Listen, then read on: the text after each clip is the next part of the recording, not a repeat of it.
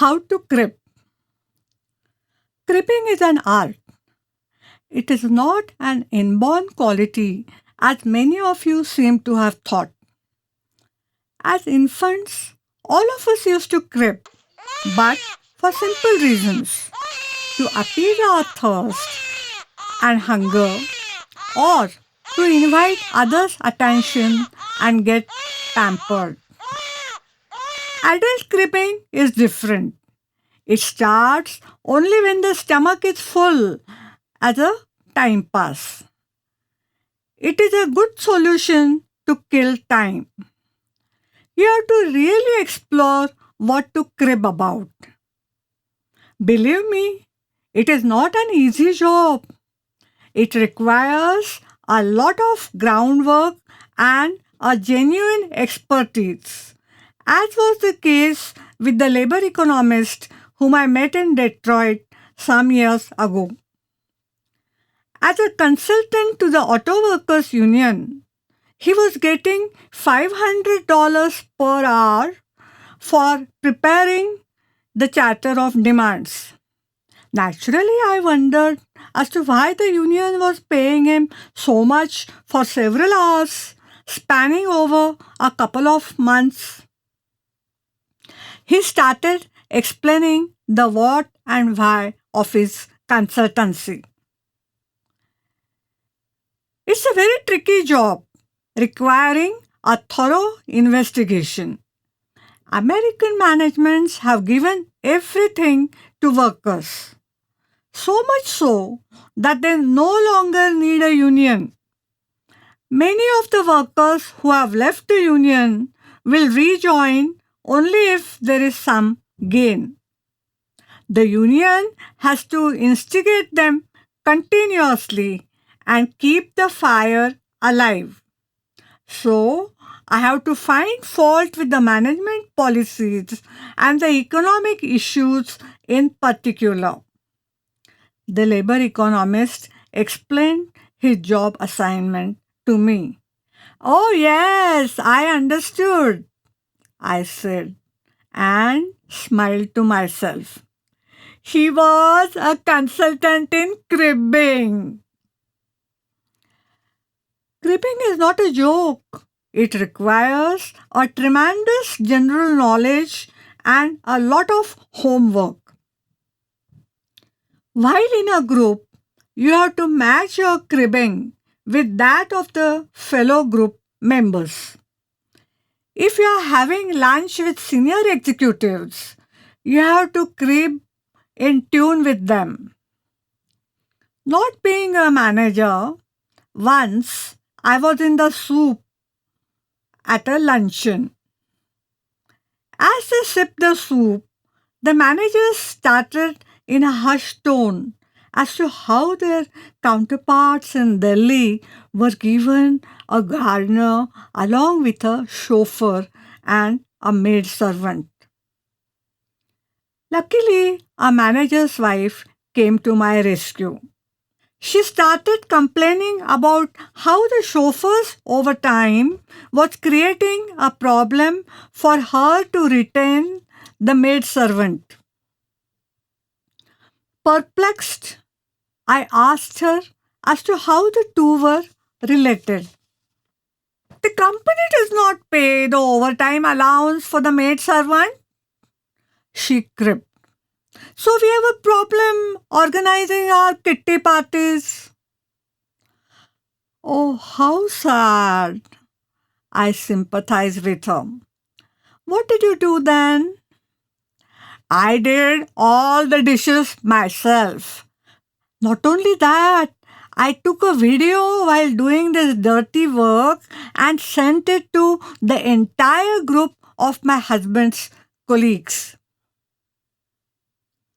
I wondered how to react and just wished her good luck. Your homework on cribbing helps you with one-upmanship in parties. When your guest is cribbing about the diamonds bought in South Africa, you have to boast about the Belgian diamonds in your possession. If you start grumbling about the petrol and diesel prices before them, you had it. You will fall prey to the meaningful glances of other group members and they may even turn their back on you. The reason is that the diamond shoppers never pay for fuel from their own pockets. Their company's expense account takes care of all their daily needs. So, by now, you must have understood my first lesson. Your cribbing must reflect your financial status, not matter of factly, but in an inflated manner. Some people make a fool of themselves due to their ignorance about the ground realities. This invariably happens in matters of new technologies.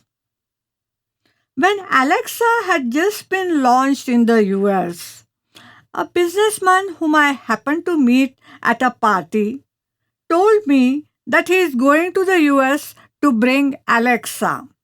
Oh, how wonderful! Said a lady sitting next to his wife. By sheer coincidence, I happened to meet them again in the following week over a cup of tea at the residence of a common acquaintance. So, when are you going to LA? The same lady inquired.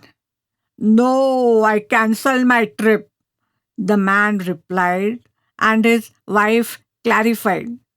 I told my husband point blank, if you bring another woman in the house, I'll divorce you. Similar was the case with a money minting lawyer boasting about his plan to buy a Ferrari from Italy.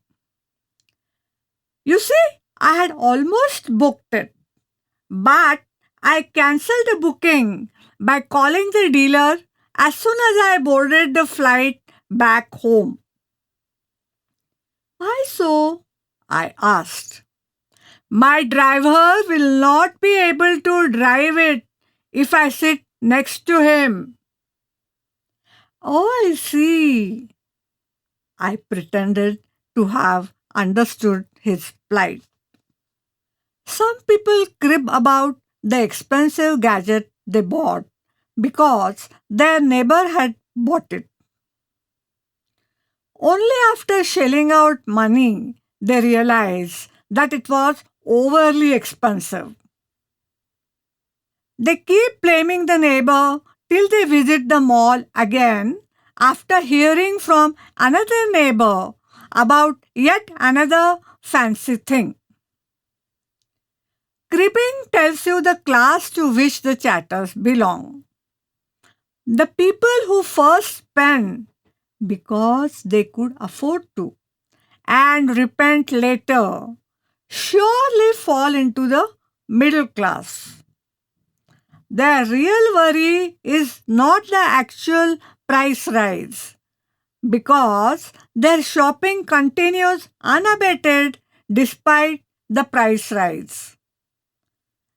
They cannot stand the working class intruding on their income category.